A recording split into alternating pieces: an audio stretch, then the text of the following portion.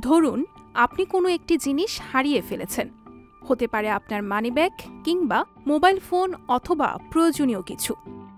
ফেরত পেতে আপনি কতটা আশাবাদী? আমাদের দেশের প্রেক্ষাপটে আশা করাটাই ভুল হয়ে যায়। খুব কম সময় দেখা যায় হারানো জিনিসপত্র খুঁজে পেয়েছে প্রকৃত মালিক।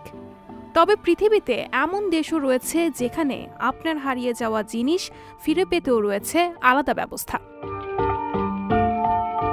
সূর্যোদয়ের দেশ হিসেবে আমরা জাপানকে বেশ ভালোভাবেই চিনি। শুধু সূর্যোদয়ের জন্যই নয়, সূর্য যেমন পৃথিবীকে অন্ধকার থেকে মুক্তি দেয়, তেমনি সূর্যোদয়ে যেন জাপানের মানুষকে বোধোদয়ের উন্নতি করে প্রতিদিনই। প্রশান্ত মহাসাগরের পশ্চিম কোণে ৬,০৬৮ দ্বীপ নিয়ে গড়ে ওঠা ছোট্ট একটি দেশ জাপান।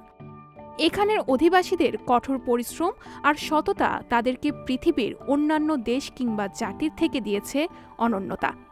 প্রাকৃতিক সৌন্দর্যে এই দেশটি উন্নত জীবন, অত্যাধুনিক প্রযুক্তি এবং সরল মনের মানুষদের জন্য বিশ্বখ্যাত জাপান।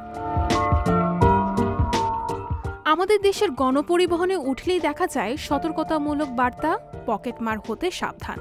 শুধু পকেটমারের ভয়েতেই সীমাবদ্ধ থাকে না আমাদের উৎকণ্ঠা। প্রতিদিন নিত্য নতুন বিভিন্ন মানুষের খপ্পরে পড়ে খোয়াতে হয় সর্বস্ব। এই সমস্যা শুধু আমাদের দেশ কিংবা পার্শ্ববর্তী দেশেই নয়, বিশ্বের অন্যতম উন্নত দেশ খোদ আমেরিকাতেও রয়েছে। তবে জাপানে এমনটা হওয়ার কোনো সুযোগ বা সম্ভাবনা নেই। কারণ হিসেবে বলা যায় যে জাপানে কোনো জিনিস আসলে চুরি যায় না। আবার যদি কিছু হারিয়ে যায় তবে তা খুঁজে পাওয়ার নিশ্চয়তা শতভাগ। জাপানের বাসিন্দারা প্রতি বছর গড়ে কিছু না কিছু হারান, তবে তার সবই তারা ফেরত পেয়ে যান। শক্তিশালী প্রশাসনিক ব্যবস্থা ছাড়াও এখানের মানুষজন দেশের আইন কানুনের প্রতি শ্রদ্ধাশীল। হারানো জিনিস খুঁজে পাওয়ার প্রাথমিক ধাপ কোবান।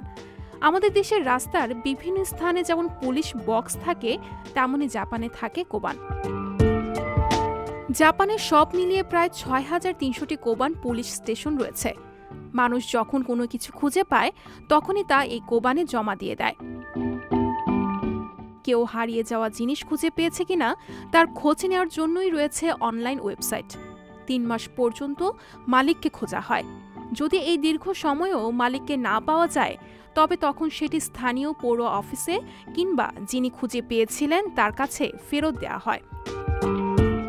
জাপানের স্কুলগুলোতে প্রাতিষ্ঠানিক শিক্ষার পাশাপাশি নৈতিক শিক্ষাকে গুরুত্বের সাথে দেখা হয়। একটি শিশু ছোট থেকেই নৈতিক শিক্ষাকে লালন করে বেড়ে ওঠে। তাই জাপানে ভ্রমণে গিয়ে যদি আপনার কিছু হারিয়ে যায় তবে চিন্তার কোনো কারণ নেই।